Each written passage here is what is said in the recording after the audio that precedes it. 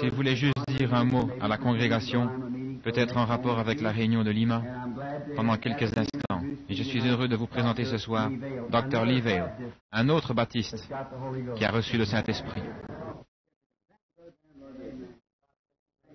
Amen. Que Dieu vous bénisse, frère Vail, également. C'était plutôt fort pour un pasteur baptiste, n'est-ce pas? Eh bien, nous sommes très heureux d'avoir frère Vail avec nous. Et certainement les portes sont ouvertes pour qu'il puisse revenir et nous rendre visite chaque fois qu'il le peut. Et maintenant, ce soir, demain soir, c'est la mise au tombeau du Seigneur Jésus-Christ. Dimanche matin, c'est le service de 6 heures au lever du soleil. Et je crois que le frère a annoncé la suite des réunions. Maintenant, prions juste un moment. Seigneur béni, ta parole est la vérité.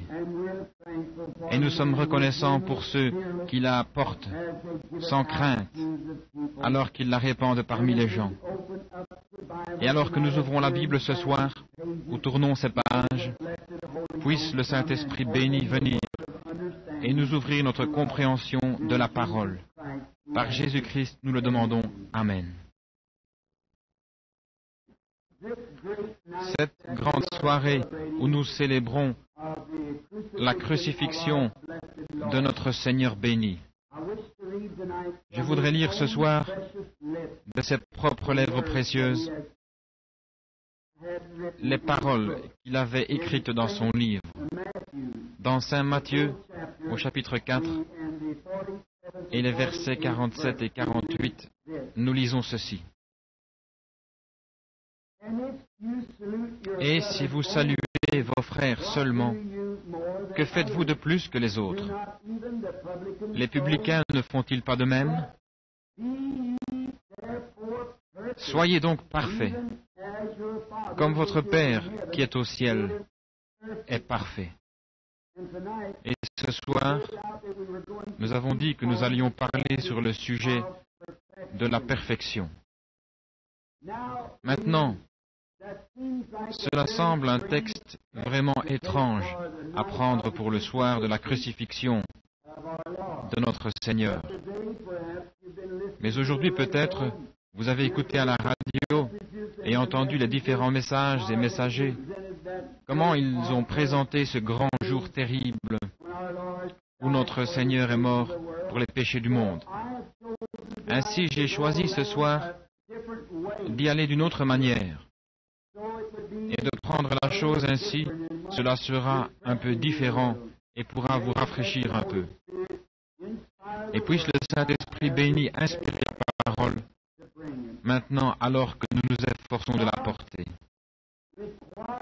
Dieu exige la perfection. Nous voulons mettre cela dans notre esprit, qu'il n'y a rien de fait à moitié qui puisse entrer dans la présence de Dieu. Cela doit être parfait. Notre adoration et tout. Maintenant, dans le jardin d'Éden, Dieu avait Adam et Ève dans le jardin. Et ils péchèrent et transgressèrent les lois de Dieu en péchant, la désobéissance. Et lorsque la transgression vient, la désobéissance est la transgression de la loi. Et la loi de Dieu, lui étant saint, simplement saint et non corrompu. Ainsi donc, aucune trace d'impiété ne peut jamais se tenir en sa présence. Ainsi, si le péché est venu dans le monde par la transgression, alors il faut s'occuper du péché avant que le pécheur puisse se tenir dans la présence de Dieu. Maintenant,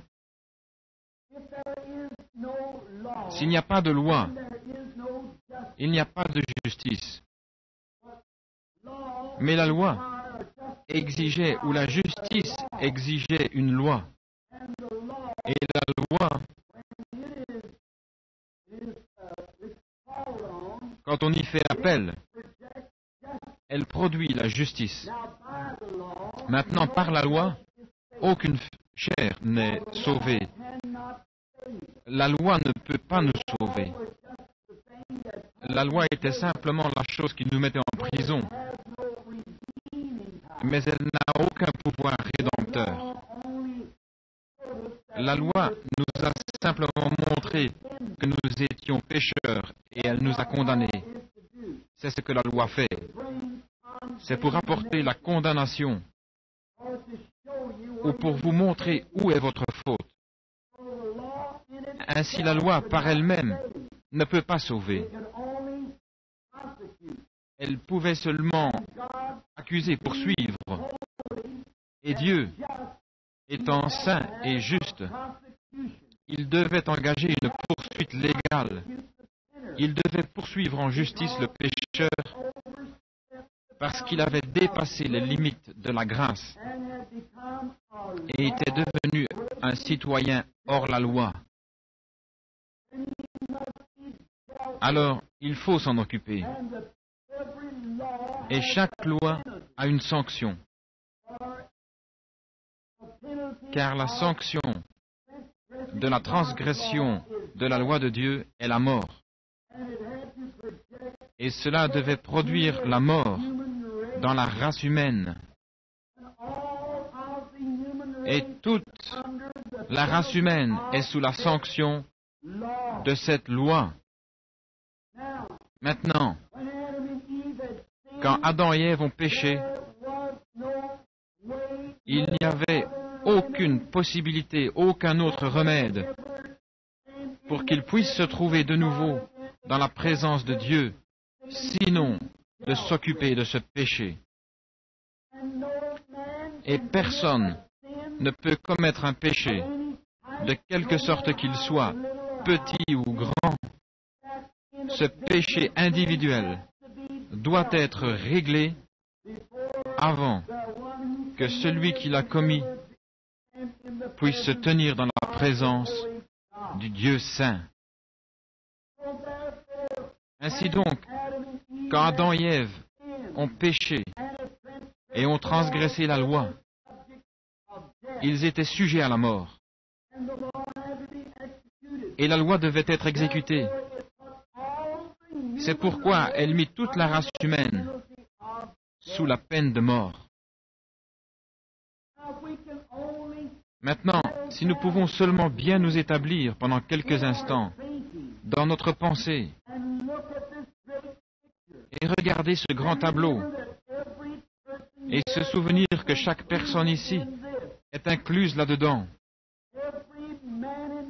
Chaque homme et femme, enfant, est inclus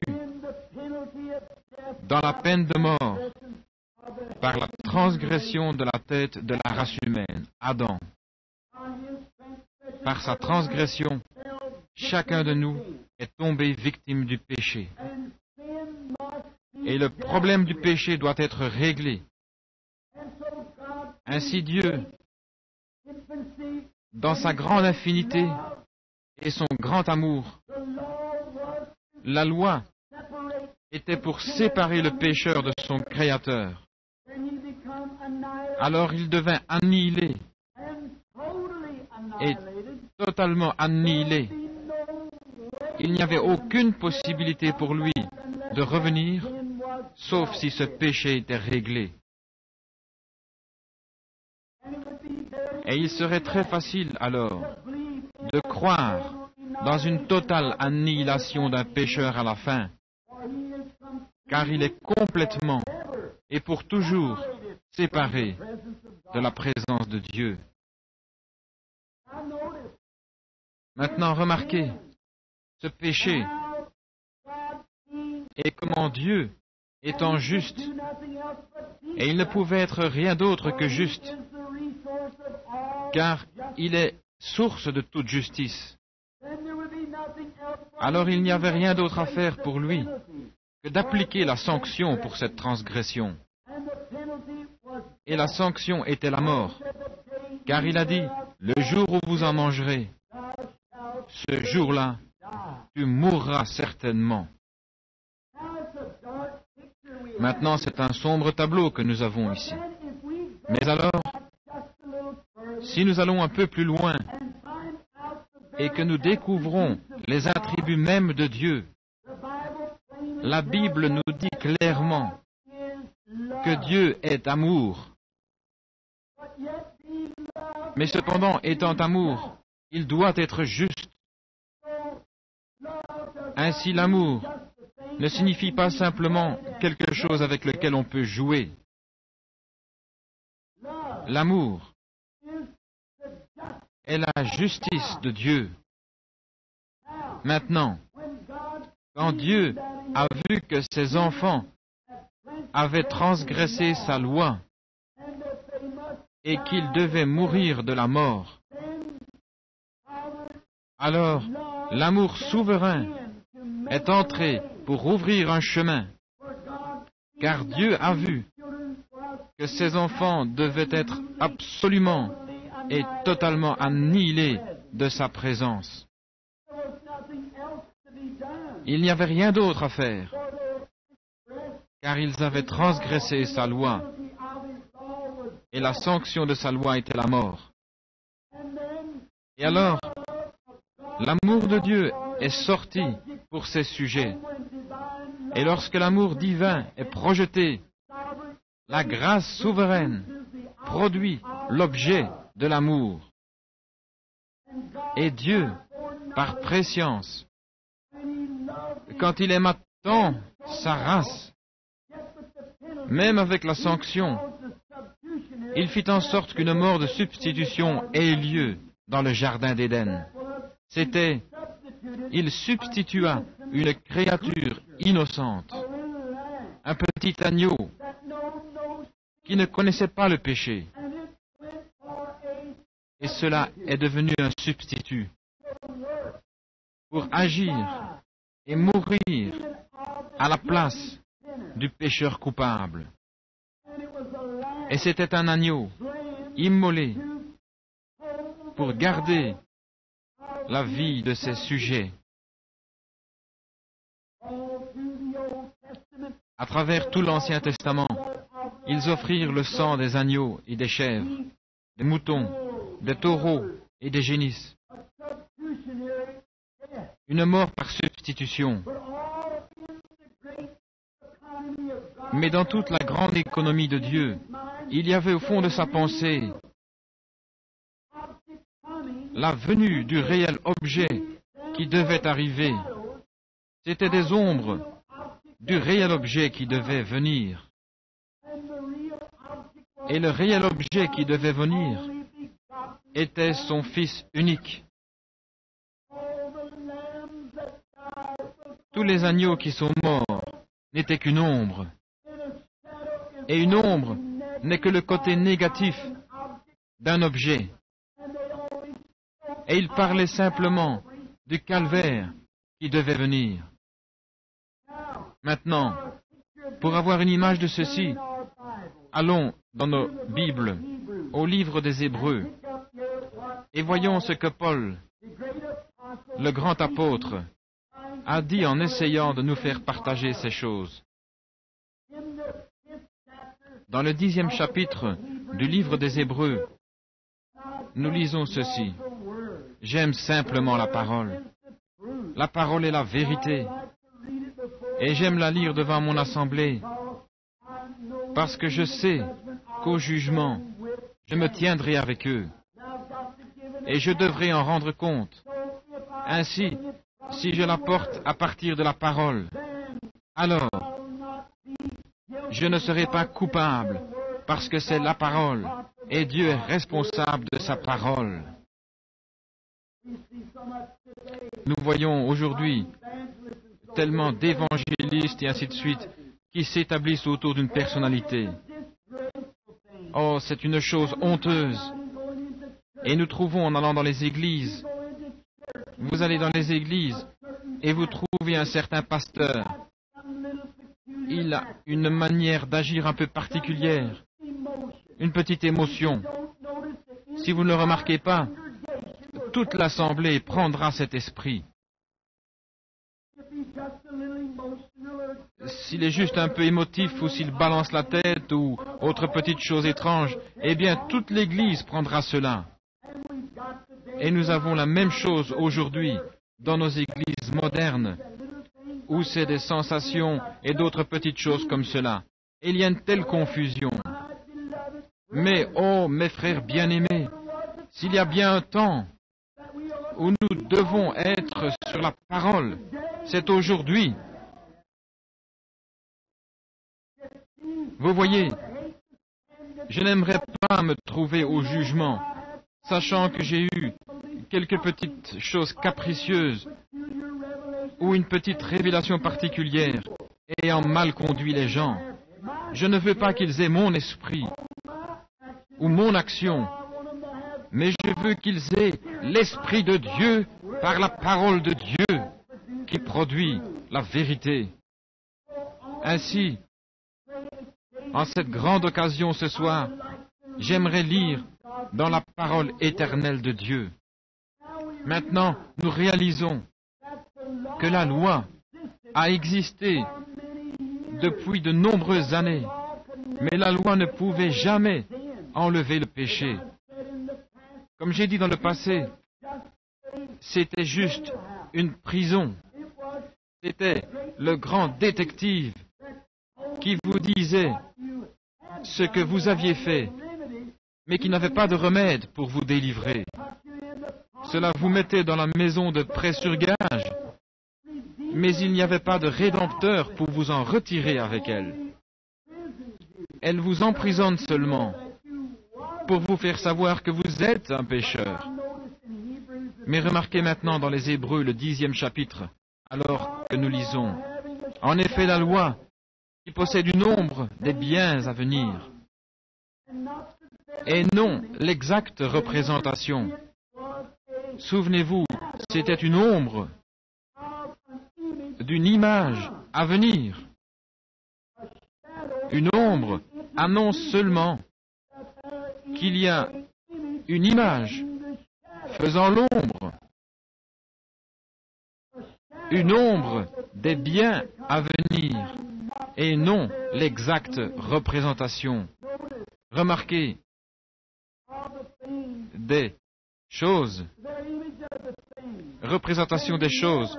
On ne peut jamais, par les mêmes sacrifices qu'on offre perpétuellement chaque année, amener les assistants à la perfection. Maintenant, Dieu, au début, exigeait la perfection. Jésus, quand il est venu sur terre, a dit « Soyez parfaits, comme Dieu dans le Père est parfait. » Dieu dans le ciel est parfait, et la loi possédant une ombre des choses à venir ne pouvait jamais amener à la perfection l'adorateur. Vous saisissez l'image? Maintenant, recommençons afin d'être sûr que vous ne le manquiez pas. Dieu exige la sainteté parfaite. Nul ne peut se tenir en sa présence avec une seule petite tache de péché. Jésus a témoigné de la même chose en disant « Soyez parfaits, comme Dieu dans le ciel est parfait. » Et la Bible dit que la loi ne pouvait jamais, avec ses sacrifices, amener à la perfection celui qui les rendait. Donc la loi ne pouvait rien amener à la perfection. C'était seulement un indicateur. Ces sacrifices faits chaque année ne pouvaient jamais amener l'adorateur à la perfection. Ainsi donc, personne sous la loi, ou gardant des lois, ou sous les ombres, ne pouvait être parfait. Autrement, au 2e verset, n'aurait-on pas cessé de les offrir?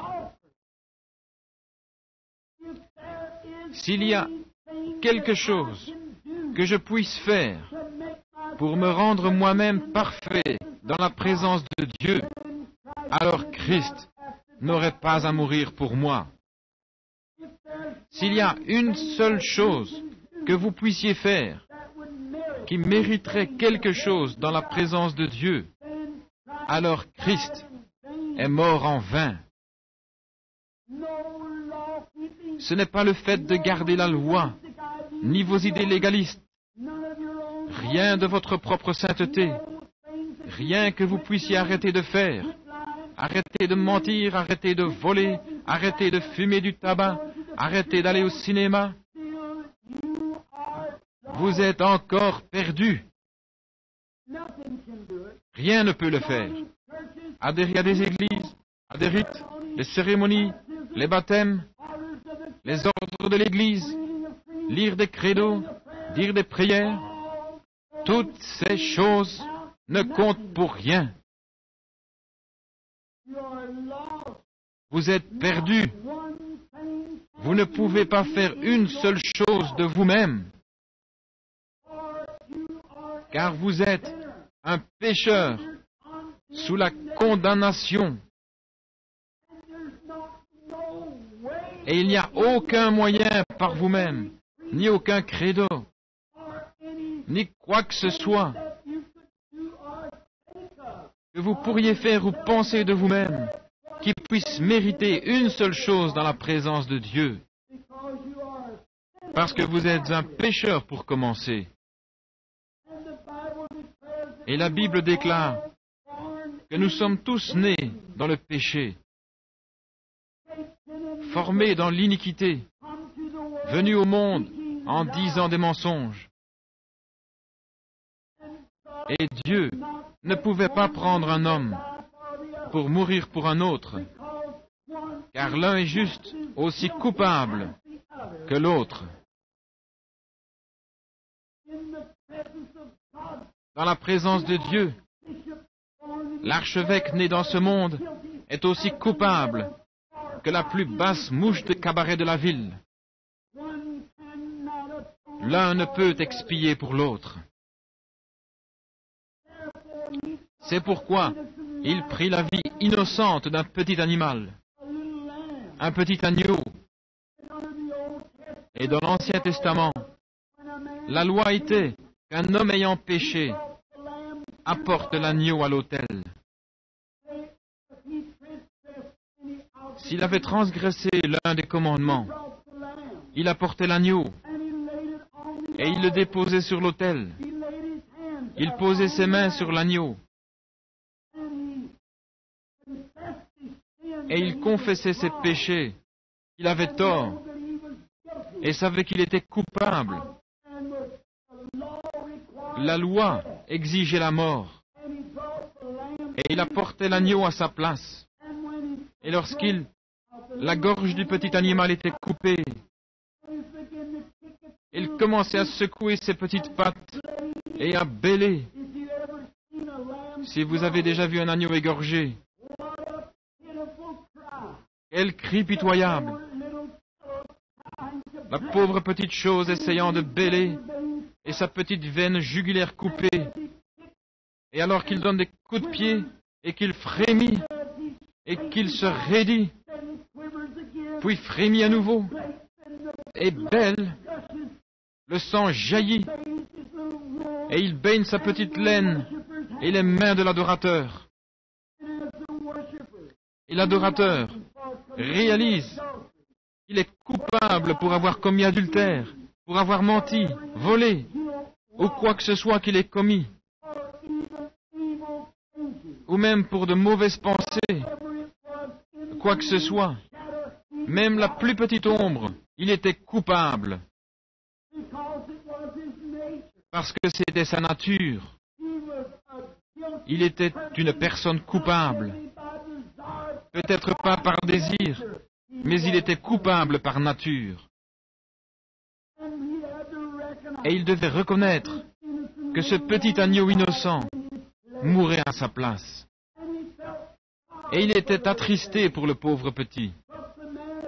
Mais l'homme, dès que l'agneau était finalement mort, avec le sang de l'agneau sur les mains, il sortait du bâtiment avec le même désir dans son cœur qu'il avait au commencement. Pourquoi? Parce que la vie qui était dans le petit agneau, la vie est dans le sang. Votre vie est dans votre sang. Nous savons cela. Et la vie dans le sang de l'agneau était une vie animale.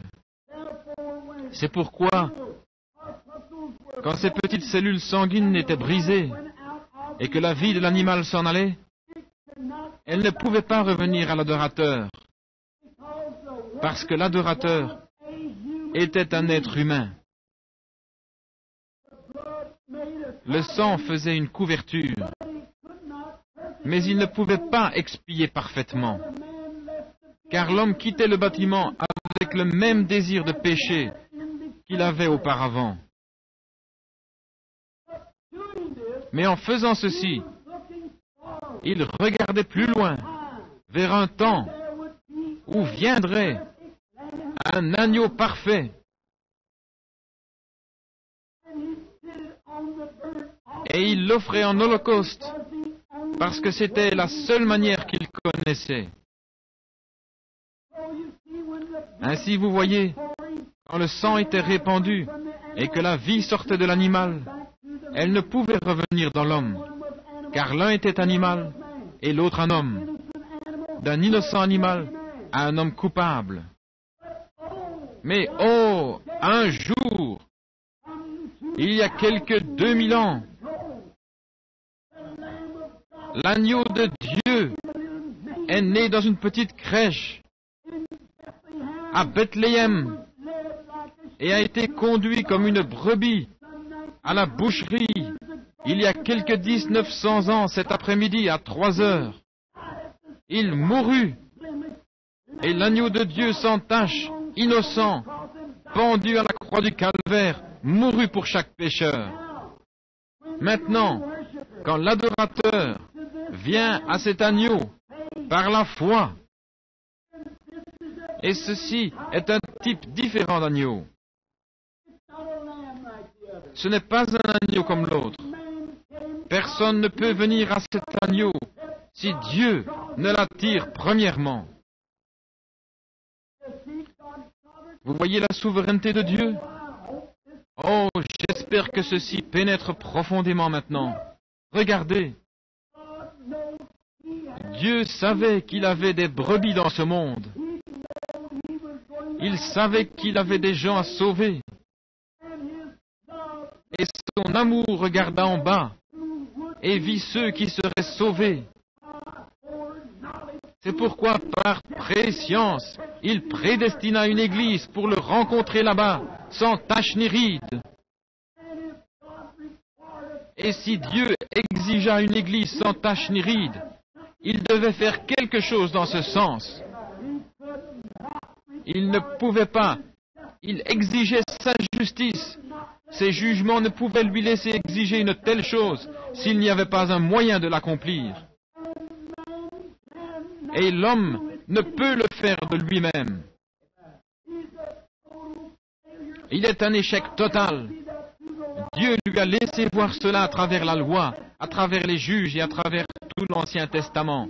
Il a envoyé ses prophètes, il a envoyé ses hommes justes, et ils trouvèrent que tous avaient failli.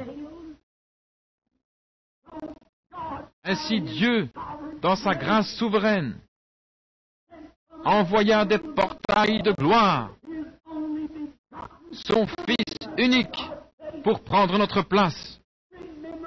Souvenez-vous, s'il avait dit que le pape de Rome le prenne, il n'aurait pas pu le faire. S'il avait dit à l'archevêque de Canterbury de le faire, il n'aurait pas pu le faire. S'il avait appelé le plus saint révérend père ou évêque du monde,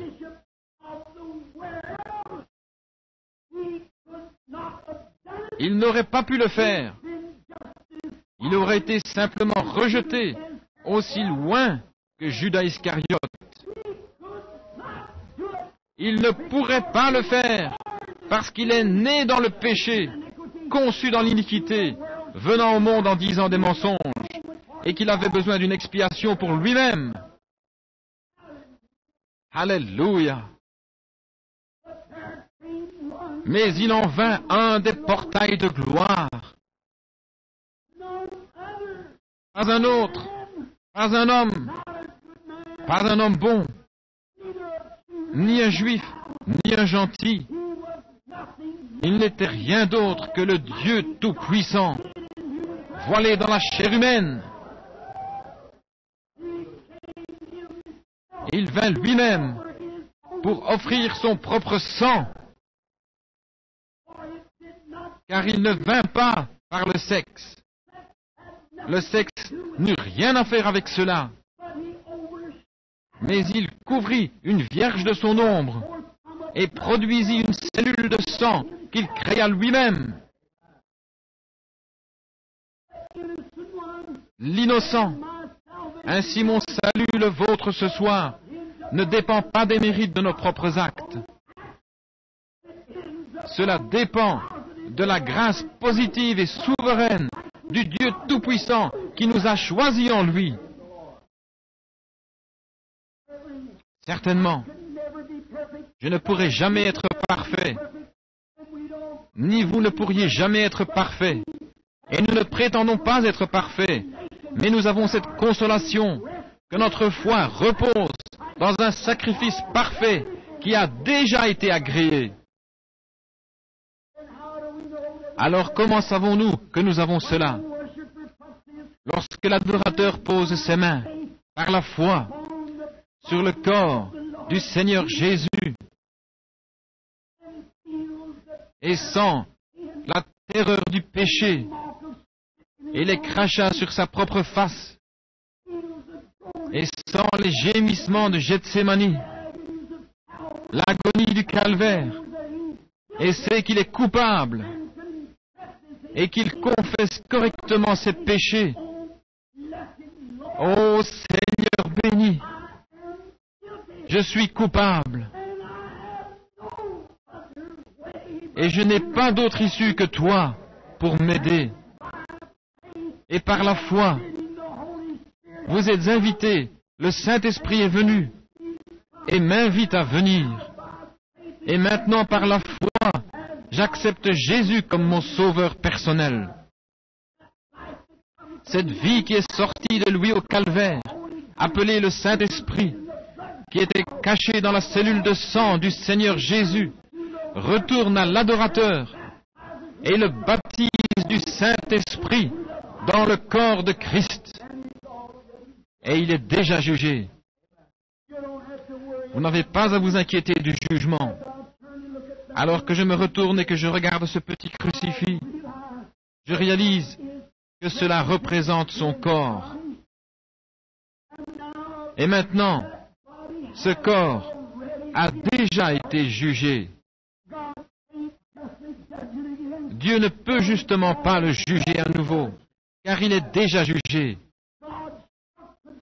Dieu a frappé les jugements de mort sur ce corps. Et aussi longtemps que je peux trouver un chemin pour me cacher dans ce corps, son jugement est tombé pour moi et pour vous. Nous sommes libres. Romains 8:1 dit, il n'y a donc maintenant aucune condamnation pour ceux qui sont en Jésus-Christ, qui ne marchent pas selon la chair, mais selon l'Esprit. Vous y êtes. Aucune condamnation. Peu importe ce qui vient ou ce qui va, vous êtes cachés sous le sang. À nouveau, comment entrons-nous dans ce corps? 1 Corinthiens 12:13 le dit. Par un esprit. Comment l'esprit vient-il? Par le sacrifice. Où se trouvait l'esprit? Dans le sang. Pourquoi l'animal ne pouvait-il pas revenir? C'était un animal. L'esprit animal ne pouvait venir vers l'esprit humain et y faire quelque chose parce que l'esprit humain se trouve à un niveau de vie supérieur à celui de l'animal. Mais l'esprit d'aucun autre homme ne pouvait revenir. Si vous avez l'esprit d'un quelconque ancêtre, c'est du spiritisme. Mais Dieu lui-même vint. C'est son propre esprit qui est le niveau le plus élevé d'esprit qu'il y ait, qui peut revenir sous la forme du baptême du Saint-Esprit à l'adorateur à travers le sang de Christ et l'introduire dans le corps. Il est en sécurité. Regardez, le sang des taureaux et des boucs ne marcherait pas. Nous voyons qu'il était sans force. Maintenant, lisons vers le 12e verset. Très bien. Le sang des taureaux et des boucs ne marcherait pas, ni ne pourrait expier. Regardez. Qui? Quel homme? L'évêque? Non. Le pape? Non. Mais cet homme, après avoir offert un seul sacrifice pour les péchés, s'est assis pour toujours à la droite de Dieu.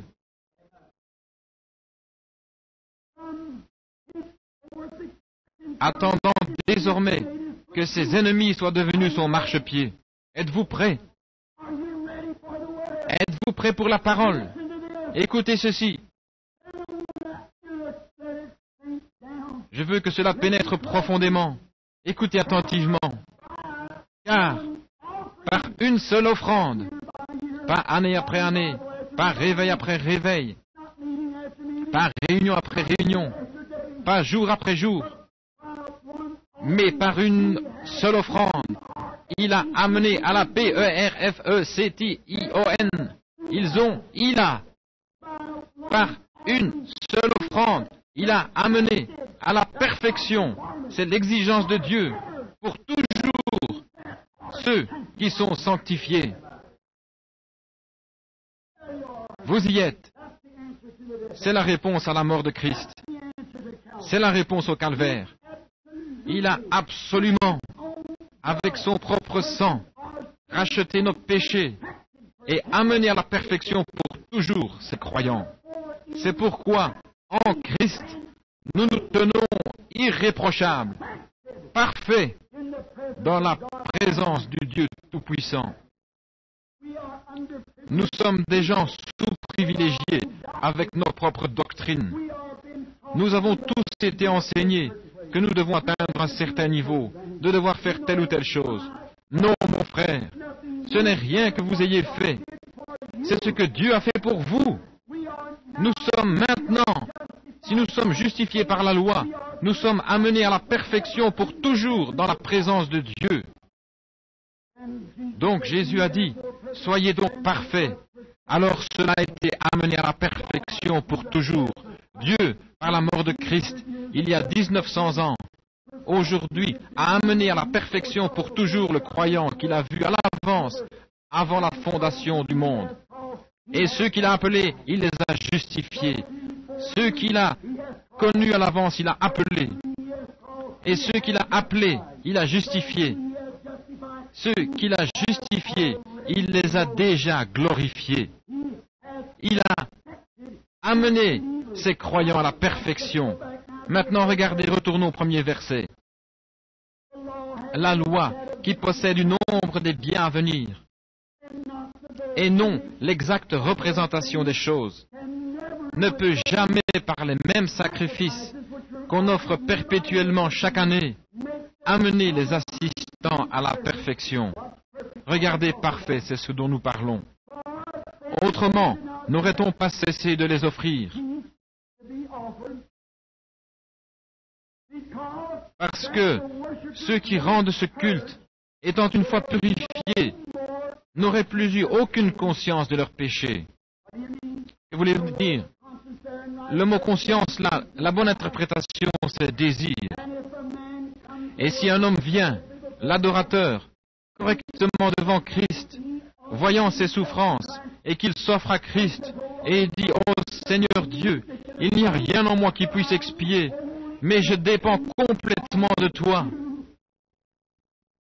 Alors, le Saint-Esprit vient dans le cœur humain. La question même du péché est réglée pour toujours, car tout désir de péché a été enlevé de vous.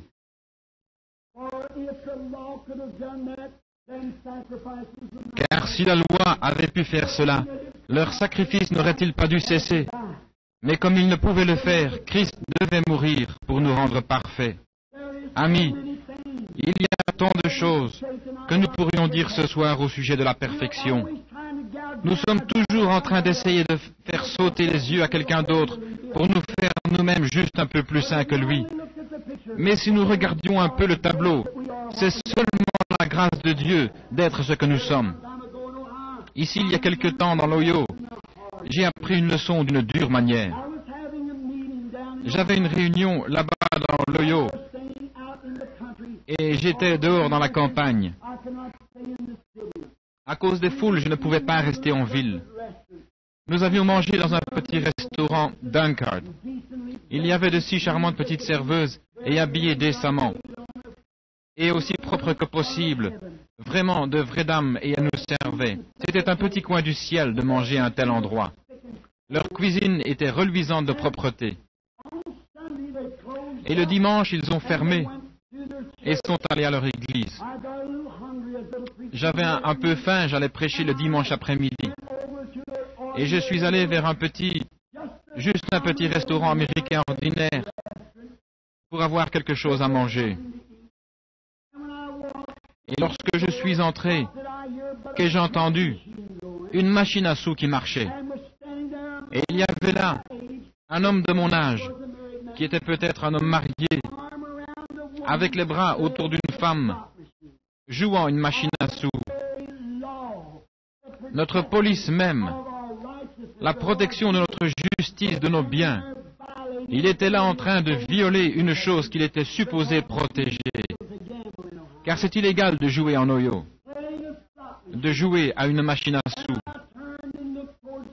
Et je me suis retourné et j'ai regardé vers le fond de la pièce.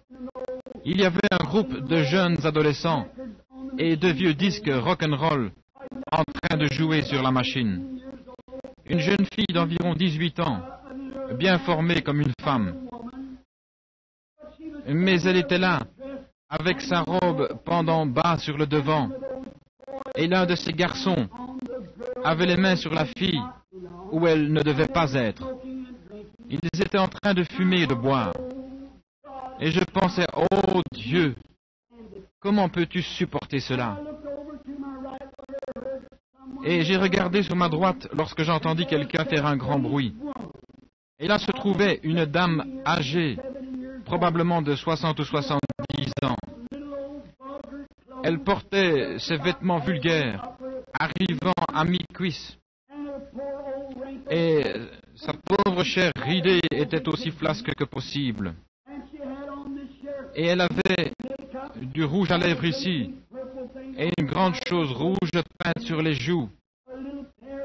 Elle portait une paire de chaussures, des sandales, avec les ongles des orteils peints en rouge, les ongles des doigts peints en rouge. Et ses cheveux étaient coupés vraiment courts et bouclés, et peints en bleu. Et je la regardais. Et de l'autre côté de la table, il y avait deux hommes ivres. L'un d'eux, c'était l'été, avec une grosse capote de l'armée, une écharpe grise autour du cou, et les favoris qui lui couvraient le visage, rôtant continuellement. Et ils s'excusèrent. L'homme s'excusa auprès d'elle, et ils sortirent comme ceci pour aller vers les toilettes. Je me tenais là, et j'ai dit, Dieu, pourquoi ne détruis-tu pas tout ça? Pourquoi n'enfonces-tu pas simplement tout ça sous la terre? J'ai dit, ma petite Sarah et Rebecca devront-elles grandir au milieu de toute cette saleté? J'ai dit, comment peux-tu, Dieu, dans ta grande sainteté même, supporter de regarder une telle chose et ne pas envoyer un tremblement de terre et l'engloutir? Et comme j'étais là condamnant la femme, comme je le faisais, j'ai reculé derrière la porte. J'ai senti l'Esprit de Dieu venir à moi. Et j'ai reculé derrière la porte. Et j'ai vu comme quelque chose en train de tourbillonner. Et c'était dans la vision, c'était le monde en train de tourner et de tourner. Et alors que je l'observais, il y avait une traînée écarlate autour du monde.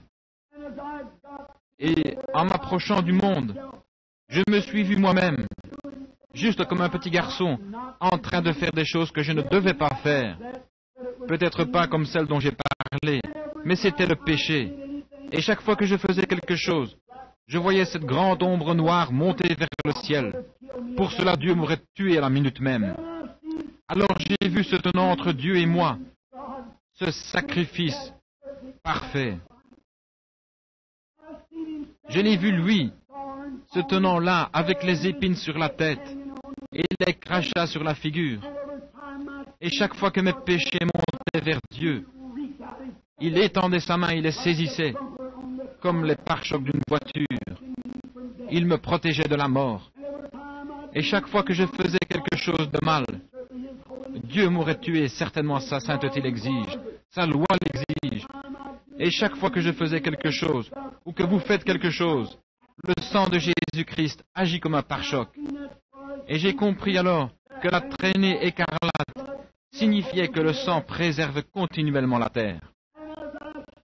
Et alors que je me tenais là, en train de regarder, je me suis approché un peu plus près de lui, en l'observant. Et je pouvais l'entendre dire, « Père, pardonne-lui, il ne sait pas ce qu'il fait. » Et j'ai baissé mes regards, et là se trouvait un livre. Il y avait un ange qui tient le registre des actes de chacun, qui se tenait à son côté. Et chaque fois que je péchais, c'était inscrit dans ce livre. Et mon nom y était inscrit. Et je réalisais qu'un jour, la traînée de sang serait ôtée et que je devrais me tenir dans la présence de Dieu avec ma vie de péché.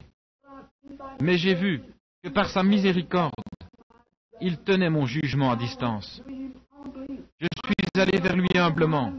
Je me suis mis sur les genoux et j'ai dit, « Ô Jésus, toi, Fils de Dieu, je suis indigne de venir en ta présence. Mais veux-tu, s'il te plaît, me pardonner pour ce que j'ai fait? » Il a touché son côté avec sa main.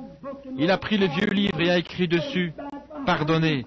Et il a jeté derrière lui, et mes péchés étaient partis. Alors il m'a regardé le visage sévère et il a dit, « Maintenant je t'ai pardonné, mais toi, tu veux la condamner ?» Alors j'ai compris ce que cela voulait dire. Comme je sortais de la vision, je suis allé vers elle. J'ai dit, « Comment allez-vous » Elle était en train de boire. Elle m'a regardé et m'a dit, « Oh, hello » J'ai dit, « Pourrais-je m'asseoir » Elle dit, « J'ai de la compagnie. » J'ai dit, « Je ne dis pas cela dans ce sens, madame. Je désire simplement vous parler une minute. » Elle a dit, « Asseyez-vous. » Alors il m'a regardé le visage sévère et il a dit, « Maintenant je t'ai pardonné, mais toi, tu veux la condamner ?» Alors j'ai compris ce que cela voulait dire. Comme je sortais de la vision, je suis allé vers elle. J'ai dit, « Comment allez-vous » Elle était en train de boire. Elle m'a regardé et m'a dit, « Oh, hello » J'ai dit, « Pourrais-je m'asseoir » Elle a dit, « J'ai de la compagnie. » J'ai dit, « Je ne dis pas cela dans ce sens, madame. Je désire simplement vous parler une minute. » Elle a dit, « Asseyez-vous. » Et j'ai dit, « Madame, il y a juste quelques minutes, je me trouvais là derrière cette porte. » J'ai commencé à lui raconter. Et quand je l'ai regardée, les larmes commençaient à couler le long de ses joues. Et elle m'a dit, j'ai dit, « Madame, vous ne voulez pas faire ces choses. Jésus est mort, et les jugements de Dieu sont tenus à distance par son sang. Vous ne voulez pas faire ceci. » Et elle a dit, « Non, monsieur. » Elle a dit, « Mon père était un diacre dans l'église.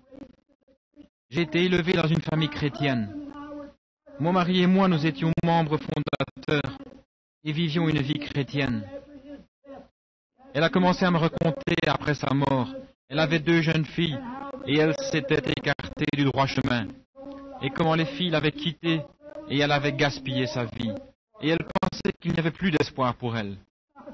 Mais j'ai dit, Dieu soit miséricordieux. Ceux qu'il a préconnus, il les a appelés. Elle a dit, êtes-vous le révérend Branham de là-bas? J'ai dit oui.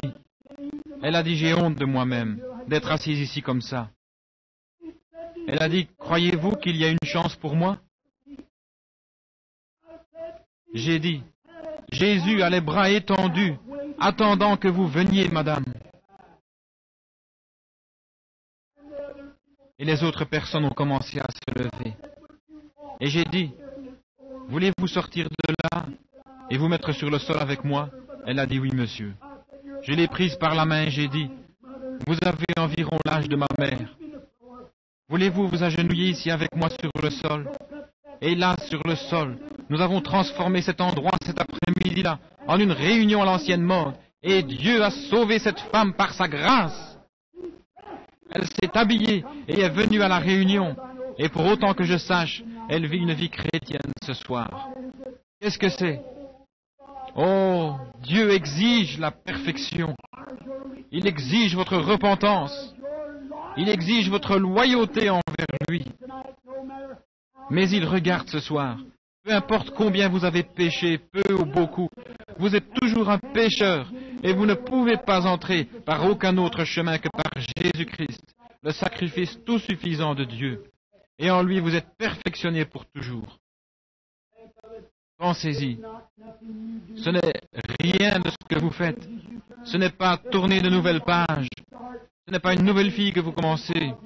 C'est une confession de votre tort et la grâce de Dieu envers vous. Cela vous amène à la perfection. Et alors vous êtes perfectionnés en Jésus-Christ. J'ai confiance ce soir, mes amis. Alors que nous sommes ici, en ce grand moment crucial maintenant, alors que des décisions doivent être prises après avoir entendu cette histoire. Vous pouvez ne jamais l'avoir entendue avant, mais vous ne pouvez sortir de ces portes la même personne que lorsque vous êtes entré.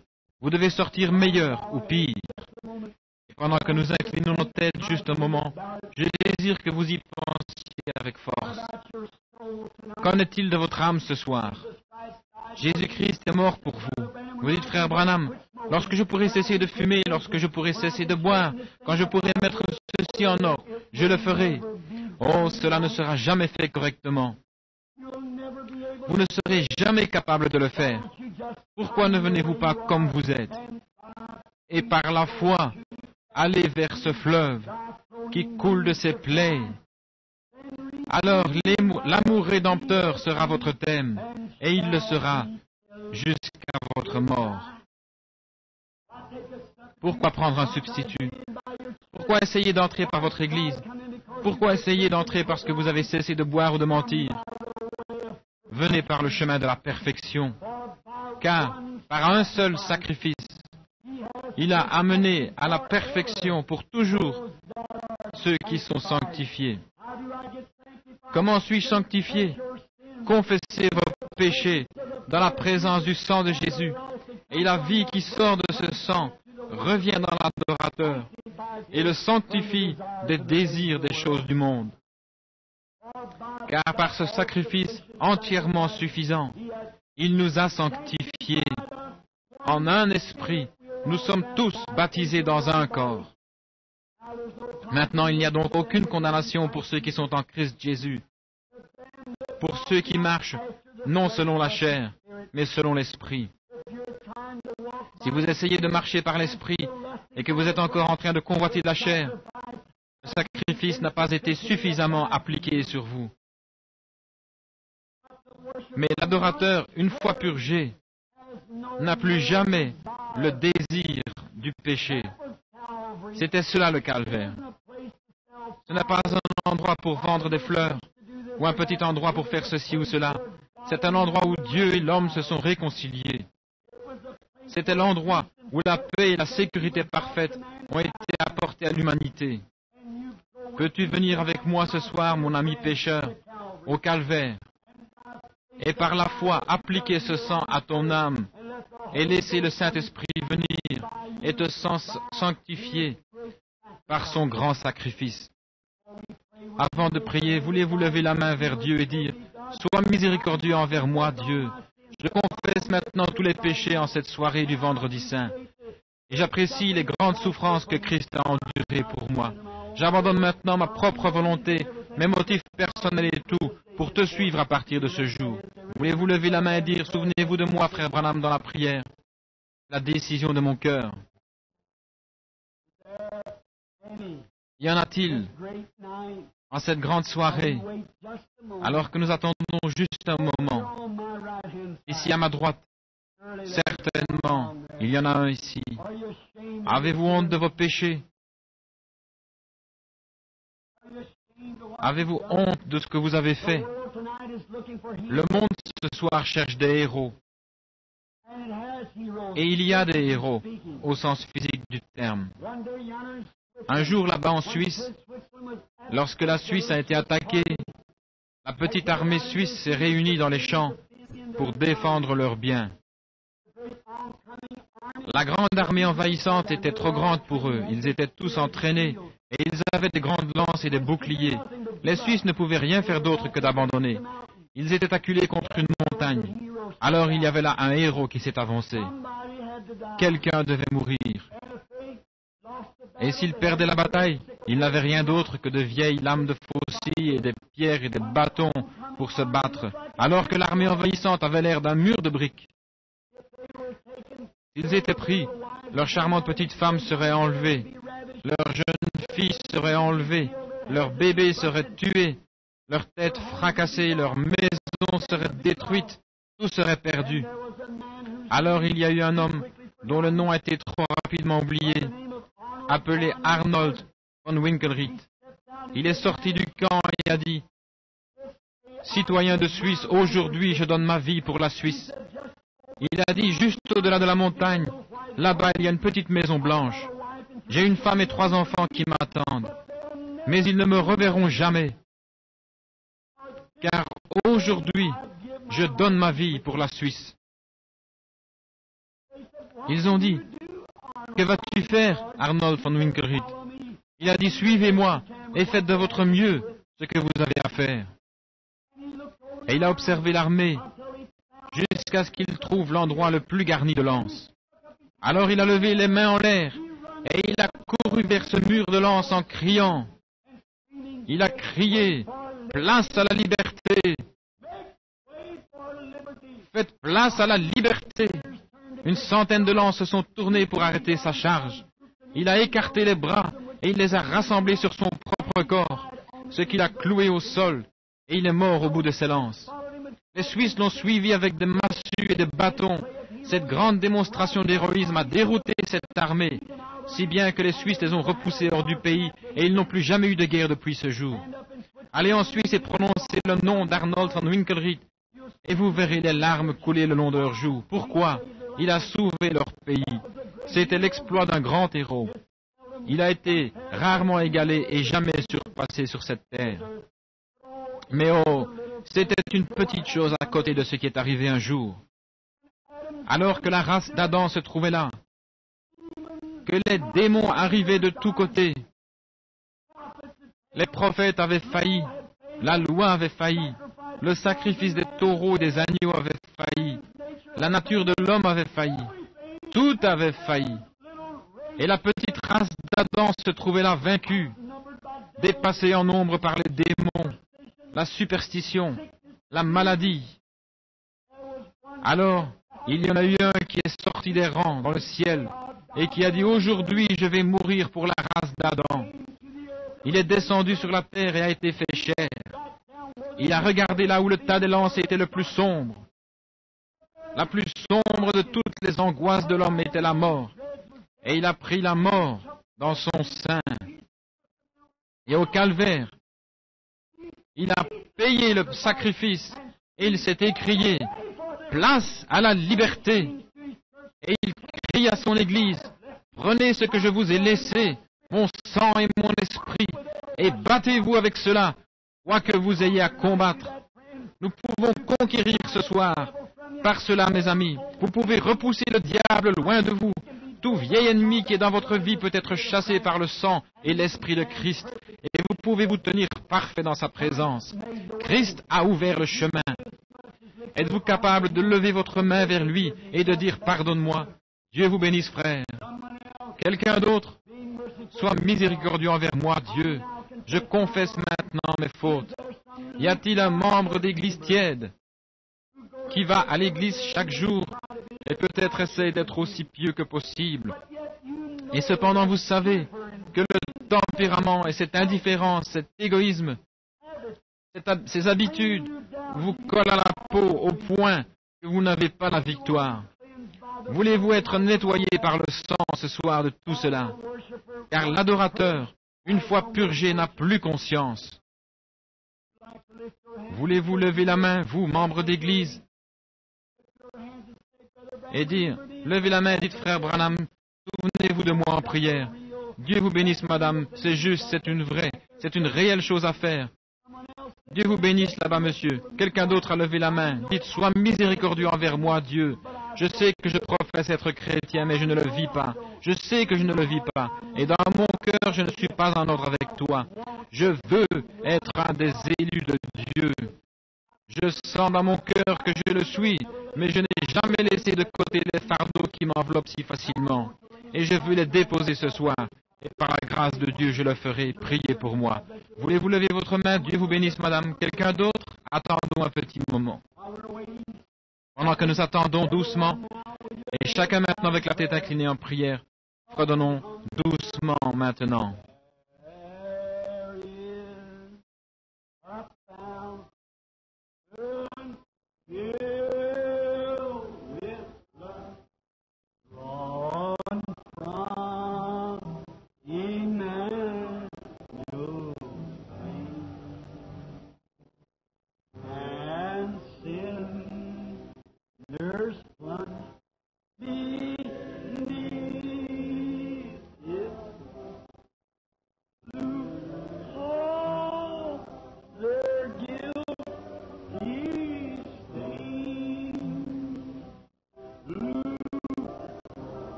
Allez-vous y réfléchir maintenant? N'essayez pas de le laver. Christ est sur vos mains. Pilate a essayé ce matin-là aux environs de 6 heures. Mais ses mains sont toujours maculées de sang, de façon coupable maculée de sang. Vous savez ce qui lui est arrivé? Il est allé en Suisse plusieurs années après. Il a perdu l'esprit et s'est noyé dans un étang. Ce matin en Suisse, des centaines de personnes viennent voir la scène. De l'eau bleue bouillonne du fond de ce grand trou d'eau. Ils le font chaque année, c'est une vieille légende. Ils disent que Dieu a refusé de l'eau pour nettoyer ses mains. Frère, peu importe combien de fois vous avez été baptisé, ce que vous avez essayé de faire, rien ne nettoiera vos mains, sauf le sang de Christ. Dieu l'a refusé, et l'eau bleue, après 2000 ans environ, bouillonne encore. Dieu le refuse. Votre propre justice ne peut nettoyer vos péchés. Rien d'autre sinon le sang de Jésus. Pensez-y maintenant. Nous allons prier juste un moment. Je me demande si je peux demander quelque chose ce soir. Lorsqu'il se trouva là, dans le tribunal de Pilate, ce matin-là, et dit, si mon royaume était de ce monde, je parlerai à mon Père, et il m'enverrait directement 12 légions d'anges, alors qu'un seul d'entre eux pourrait détruire le monde. Je lui parlerai, et 12 légions d'anges seraient directement à ma disposition. Il aurait pu le faire, mais il était là, doux et humble, pour prendre votre mort et prendre vos péchés. Serez-vous assez reconnaissant pour ce sacrifice ce soir, vous qui en avez besoin et qui avez besoin des bénédictions de Dieu? Vous lèverez-vous pour cette prière? Levez-vous simplement, vous qui désirez que l'on se souvienne de vous dans la prière, en disant, Dieu, sois miséricordieux envers moi. Je suis coupable, j'ai fait des choses fausses et maintenant, je veux accepter mon pardon par Jésus-Christ. Voulez-vous vous tenir debout pendant ce temps? Dieu vous bénisse, jeune dame. C'est du courage, restez simplement debout. Voulez-vous me dire que vous avez levé votre main et que vous n'êtes pas assez sincère pour vous tenir debout? Quel bien l'Évangile vous a-t-il jamais fait? Oh, jouez ainsi avec l'Église, jouez avec Dieu. L'heure est proche. Un de ces jours, une bombe atomique tombera quelque part par ici, dans une de ces grandes réserves de poudre. Il n'y aura pas une fraction de seconde pour y réfléchir. Ce sera trop tard alors. Et ce sera peut-être avant la prochaine fête de Pâques, ou même avant cette fête de Pâques. Ne vous lèverez-vous pas maintenant en disant, Dieu ait pitié de moi, qui suis pécheur. J'accepte Christ maintenant, par l'offrande qu'il a faite de lui-même, en propitiation pour mes péchés. Et par sa grâce et sa grâce seulement, je demeure dans la présence de Dieu. Voulez-vous confesser votre tort? Celui qui cachera ses péchés ne prospérera pas. Celui qui confesse son péché obtient miséricorde. C'est à vous de choisir. Il observe. Maintenant, notre Seigneur béni. C'est un nombre approprié pour ce soir. Il y a 3 âmes repentantes, un homme et 2 femmes. Je pense, Seigneur, au calvaire, quand l'un d'un côté a dit, « Seigneur, souviens-toi de moi quand tu seras dans ton royaume. » L'autre disait, « Si tu es, montre-nous un miracle, fais-nous descendre de la croix et sauve-toi toi-même. » Et l'autre disait, « Dieu soit miséricordieux envers moi. » Et ta tête s'est penchée du côté droit et tu as dit, « Aujourd'hui tu seras avec moi au paradis. » Mais tu as été silencieux pour l'autre, parce qu'il n'y avait pas de repentance. Et Père Dieu, je prie que ceux-ci puissent être, j'ai confiance qu'ils sont les seuls 3 dans ce bâtiment, qui sentent qu'ils ont besoin de confesser leurs fautes.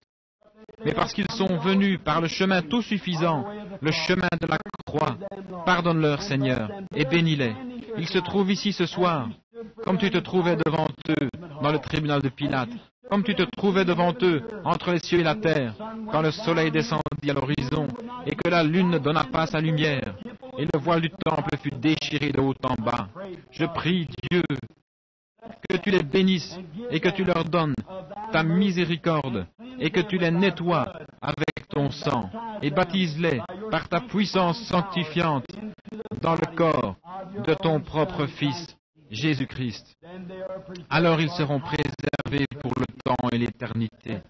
Bénis les autres qui sentent qu'ils sont en ordre, qu'ils ont déjà rencontré ceci et qui ont fait ainsi. Je prie pour cette bénédiction sur eux, dans le nom de Christ. Amen.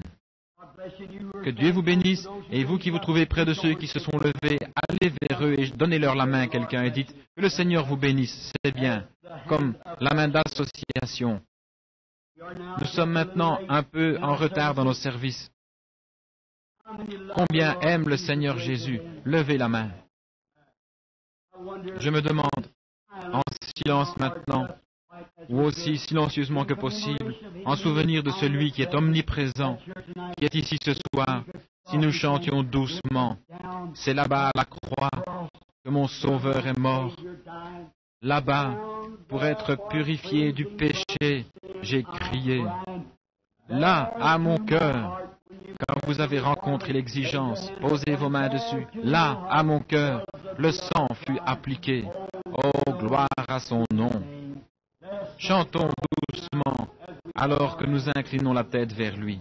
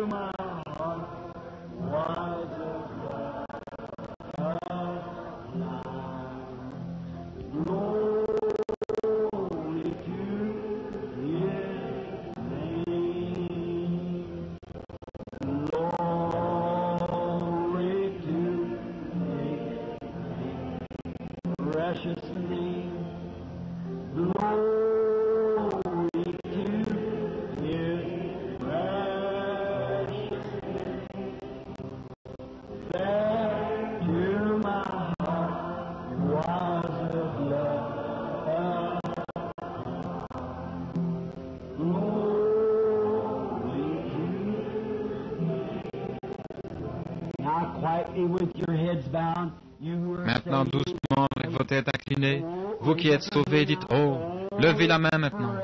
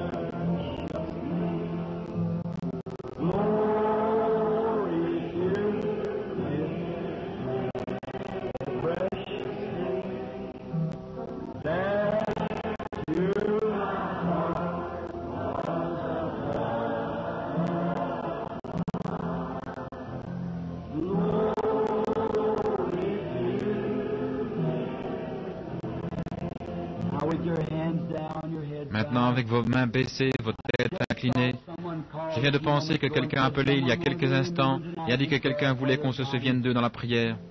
Ce soir, pour leur corps, ils ne peuvent pas revenir à la réunion de dimanche soir pour le grand service de guérison. Voulez-vous vous lever, vous qui désirez que l'on se souvienne de vous dans la prière?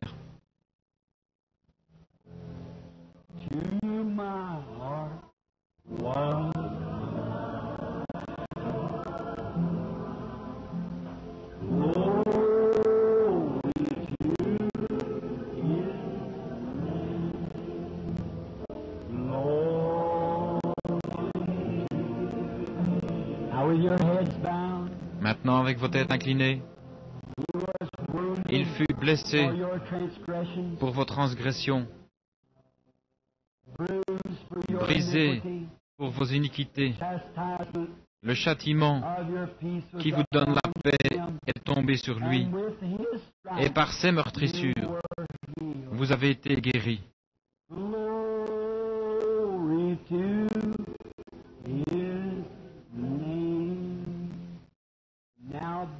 Maintenant, Père béni, alors que nous nous approchons humblement de la croix juste maintenant, où la grâce et la miséricorde m'ont trouvé, là, l'étoile brillante du matin répand ses rayons autour de moi. Ces malades se tiennent en ta présence. Ils croient maintenant que par la foi, ils regardent à ce dos meurtri là-bas, et par ces meurtrissures, nous avons été guéris. Père très saint, nous venons confesser notre foi, croyant que tu guéris nos corps malades par les grandes souffrances de substitution du Seigneur Jésus. Et nous offrons pour les gens qui se tiennent ici une prière de foi, selon laquelle tu as promis de guérir les malades. Et nous ensemble, comme une unité de tes croyants ce soir, tu as dit, là où 2 ou 3 sont rassemblés, je serai au milieu d'eux. Et nous demandons la miséricorde pour eux. Que ta grâce puisse toucher maintenant le plus profond de leur âme. Que quelque chose puisse s'ancrer profondément. Qu'ils sachent que Christ est ici et qu'il leur a parlé, disant, « Mon enfant, j'ai pris ta maladie là au calvaire. Maintenant rejette tous tes soucis sur moi, car je prends soin de toi. Et puisse-t-il être guéri, chacun entièrement, car nous le demandons dans le nom de Jésus. Amen. » Et alors qu'ils s'asseyent maintenant, quelqu'un qui est à côté d'eux, posez vos mains sur eux. Quelqu'un qui priait pour eux. La Bible dit, ils imposeront les mains aux malades et ils seront guéris. Que le Seigneur vous bénisse. Si je ne me trompe pas, est-ce que je ne regarde pas un homme qui a été guéri ici il y a quelques jours ou il y a quelques dimanches et qui était sourd ou avec quelque chose dans les oreilles? Je vous vois vous réjouir dans la réunion ce soir. M'entendez-vous bien maintenant? C'est bien, merveilleux. Levez-vous juste un moment. Combien se souviennent de lui? Il est passé au travers de la ligne de prière. Ils l'ont amené sur la plateforme et le Seigneur l'a guéri. Il l'a rendu bien portant. Béni soit le Seigneur. Merci frère pour votre témoignage. Il pourrait y en avoir des douzaines. Mais n'est-il pas merveilleux? Maintenant, nous désirons vous voir demain soir tôt, et puis dimanche matin tôt, dimanche après-midi, et si vous pouvez revenir pour le service de guérison de dimanche soir. Jusqu'à ce que nous nous revoyions, levons-nous et chantons notre chant final. Prends le nom de Jésus avec toi.